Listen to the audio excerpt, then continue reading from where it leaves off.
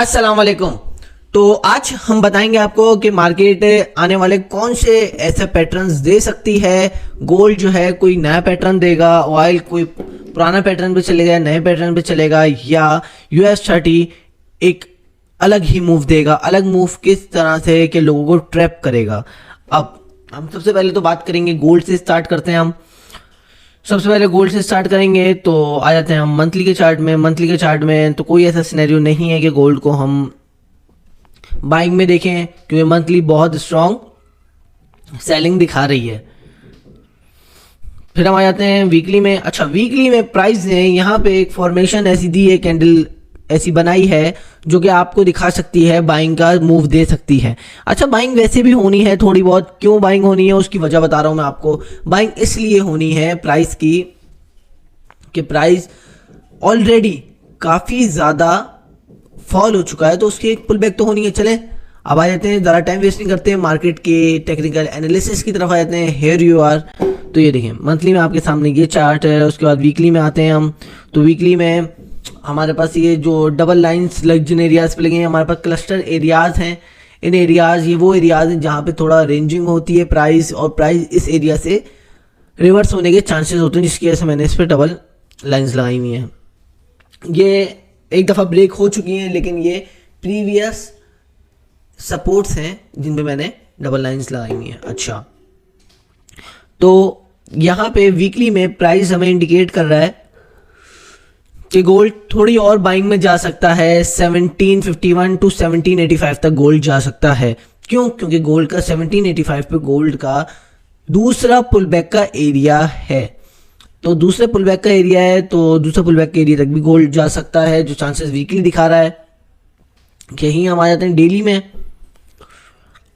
तो डेली में प्राइस ने यहाँ पे मैंने आपको बताया था इस जगह ड्राई कर रहा है। प्राइस कैंडल्स ऐसी बना रहा है और ड्राई कर रहा है, तो प्राइस ने वही करा। प्राइस ने एक लो बनाया, फिर थोड़ा प्राइस ड्राई करा, उसके बाद फिर दोबारा हल्का सा एक लो बना के अगले ही बाकी कैंडल्स में जो है बाइंग स्टार्ट कर दी प्राइस ने। आ जाते हैं हम H4 में। H4 में यहाँ पे सिनेरियो बना है, लेकिन ये सिनेरियो कब कंफर्म होगा? ये सिनेरियो जब कंफर्म होगा जब 1740 ब्रेक होगा। और 1740 विक से नहीं ब्रेक चाहिए हमें प्रॉपर बॉडी से ब्रेक चाहिए। कैंडल्स की बॉडीज होनी चाहिए एटलीस्ट H1 की 1 से 2 कैंडल्स की बॉडीज क्लोज हो रही हो 1740 के अबव, तो हम उसको प्रॉपर, और आगे 1785 तक, 1750 तक, हम 1760 तक हम उसको बाइंग में देखेंगे। उसके बाद हम फिर उसको सेलिंग में देखेंगे। तो ये कुछ गोल्ड का सिनेरियो बन रहा था। अभी गोल्ड ने यहाँ पे एक हाई बनाया, दूसरा हाई बनाया, तीसरा हाई गोल्ड नहीं बना सका है अभी तक। और अभी मार्केट की ऐसी कोई न्यूज़ भी नहीं है आज मार्केट में कि गोल्ड कोई एक बहुत बड़ा मूव दे। प्रोबेबली चांसेस ये हैं, जब मार्केट में से न्यूज़ नहीं होती हैं तो प्राइस जो है, प्राइस वापसी आता है अपने उस एरिया में जिस एरिया को उसने ब्रेक किया होता है। अब वो एरिया कौन सा था?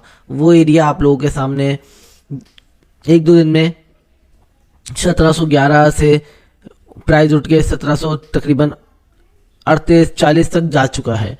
तो प्राइस अब इसी एरिया के बीच में रेंज करेगा। प्रोबेबली चांसेस ये हैं कि लोग यहाँ पे ज़्यादातर बाइंग में बैठेंगे, तो प्राइस फिर अपना 1720, 1716, 1715, 1711 यहाँ तक आएगा। प्राइस इस तरीके का मूव दिखाएगा। सही है। तो ये गोल्ड का बहुत आसान और बहुत तरीके से मैंने आपको आज का टेक्निकल एनालिसिस की वीडियो में बता दिया कि गोल्ड क्या मूव दे सकता है, मैक्सिमम गोल्ड क्या मूव दे सकता है। अच्छा, फिर हम आ जाते हैं ऑयल में, WTI में। अच्छा जी, ऑयल का आपको ये एरिया बताया था मैंने, आप लोग के सामने है $100 फी बैरल। उसके बाद फिर प्राइस ब्रेक करेगा, ये वाला एरिया था, ये वाला एरिया भी ब्रेक करेगा और फिर मज़ीद नीचे जाएगा। ऑयल $92 फी बैरल पे अभी चल रहा है। H4 में देखते हैं। H4 में भी यही सिनेरियो, यहाँ पे इंडिकेशंस भी दी प्राइस ने, काइंड ऑफ इन्वर्टेड हैमर दी, उसके बाद डॉजी दे के दिखा दिया कि प्राइस में इतना मोमेंटम नहीं है, प्राइस यहाँ पे ट्राई हो रहा है।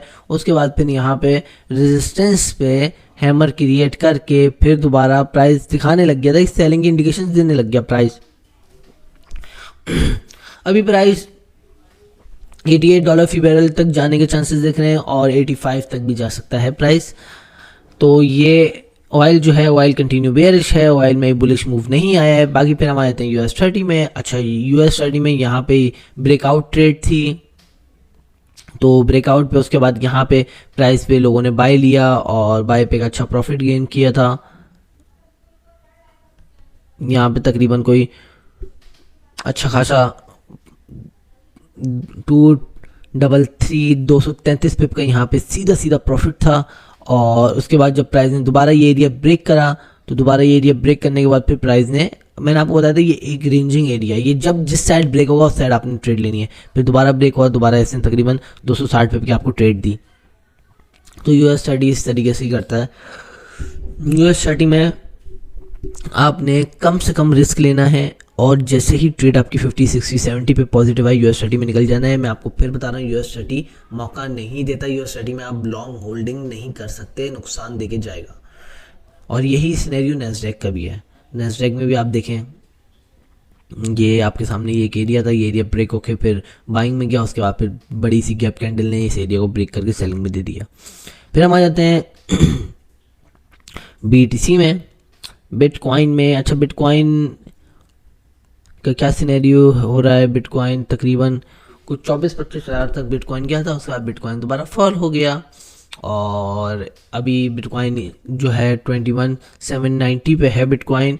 और चांसेस जो हैं बिटकॉइन के ये हैं कि बिटकॉइन यहाँ से भी फॉल हो सकता है, लेकिन अभी मार्केट में इतनी अनस्टेबिलिटी नहीं है कि प्राइस डायरेक्ट यहीं से फॉल हो जाए। प्राइस थोड़ा होल्ड करेगा क्योंकि प्राइस ग्रैब कर रहा है अभी ऑडियंस को, जो लोग बिटकॉइन में इन्वेस्ट करेंगे।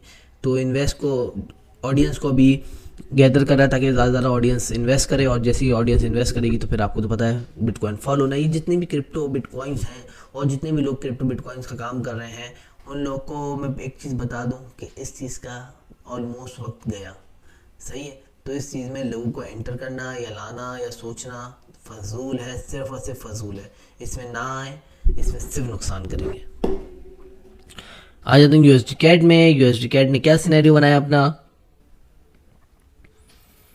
USD कैट सेलिंग में जाते जाते बाइंग में उठ गया। ये एरिया था, ये एरिया ब्रेक करा, ब्रेक करके इसी एरिया पे हैमर बना के और प्राइस उठ गया और चांसेस है USD कैट उठ जाए। लेकिन USD कैट का इतना कोई, बेसिकली अगर हम इसे बड़े टाइम फ्रेम में देखें तो ये एक बड़े टाइम फ्रेम की पुल बैक हो सकता है। बिल्कुल एग्जैक्ट ये बड़े टाइम फ्रेम का पुल बैक है। और D1 का जो ये एरिया लगाया हुआ था मैंने आपको 1.29481 का, ये एरिया इसने टेस्ट करके ये दोबारा फॉल होगा। अच्छा, फिर हम आ जाते हैं यूरो USD में। अच्छा जी, यूरो USD का क्या सिनेरियो चल रहा है? यूरो कंटिन्यू बाइंग में है, लेकिन यूरो यहाँ पे स्टक हुआ भी, कंसोलिडेट हुआ है। तो जब ऐसा वक्त होता है, कोई भी पेयर, कोई भी चार्ट कंसोलिडेट हो जाए, स्टक हो जाए, तो आप सिंपल उस पर ट्रेड का तरीका ये होता है कि आपने उस पर पकड़ा, आपने रेंज लगाई और चल मेरा भाई, रेंज लगा के आपने वेट किया। रेंज जैसे ही रेंज ब्रेक होगी, जिस भी साइड रेंज ब्रेक हो उस साइड आपने ट्रेड ले लेनी है, तो आप एक अच्छे उसमें निकल जाते हैं। तो इसी के साथ साथ आखिरी हमारा पेयर रह गया USD JPY, उस पर आते हैं।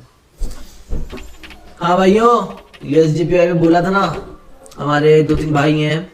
एक भाई है माशाल्लाह से, वो बड़ा अच्छा होल्ड भी करते हैं, वेट भी करते हैं, तो उन्होंने तो माशाल्लाह से एक अच्छा प्रॉफिट गेन करा होगा। मैं भी उनसे पूछूंगा अभी बाकी कितना प्रॉफिट हुआ है टोटल लोगों को। कोई तकरीबन 300 पिप का तो प्रॉफिट हिट हो चुका है प्राइस का। अब देखते हैं लोगों ने कितना होल्ड करा है, क्योंकि मैंने लास्ट जब न्यूज़ थी तो उसमें मैंने आपको बताया था कि ये जो है USD JPY all time high पे, तो इसे एक न्यूज़ चाहिए, तो उस न्यूज़ पे एक बड़ा मूव दे सकता है, और बड़ा मूव दिया भी एग्जैक्ट इसने, और ये इसके चांसेस हैं कि ये फर्दर सेलिंग में जाए। अच्छा, ये इसका जो है सब अपना लाजमी अभी ब्रेक इवन कर लेना, और प्रॉफिट में 100-200 पे प्रॉफिट में ब्रेक इवन करिएगा। तो ये जो है यहाँ पे सिनेरियो 1.36925 से अगर प्राइस दोबारा यहाँ पे टेस्ट करके गिरता है, तो उसके बाद फिर प्राइस का एरिया है 134.324 का इस एरिया के बाद आपने फर्दर इसको सेलिंग साइड ही देखना और ये सेलिंग साइड ही जाएगा तो इसमें एक बहुत अच्छा आपको प्रॉफिट मिल जाएगा, एक बहुत अच्छी लंबी ट्रेड मिल जाएगी। ये आपको ट्रेड हिस्ट्री में ट्रेड दिखी होगी, यहाँ से हमने ट्रेड करवाई थी इसकी सेलिंग की और फिर सेलिंग देखें आपके सामने किधर है। चले ज़्यादा टाइम नहीं लेता, वीडियो का इख्तिताम करते हैं और अपना अपने गिरदों में सबका ख्याल रखिएगा, हंसते रहें, मुस्कुराते रहें, भाई को दुआ में याद रखें। और पेड सर्विस हमने स्टार्ट कर दी है आज से, तो जितने भी जो लोग पेड वाले हैं वो जल्द से जल्द आ जाएं और जिन लोगों ने पेड फीस पे कर दी है उनको डायरेक्ट उनके ग्रुप्स में ऐड कर दिया जाएगा जो पेड ग्रुप्स हैं। सही, बाकी अपना अपने दुआ में अपना ख्याल रखें। फ़ी अल्लाह, अल्लाह हाफ़िज़, टेक केयर ऑफ ऑल।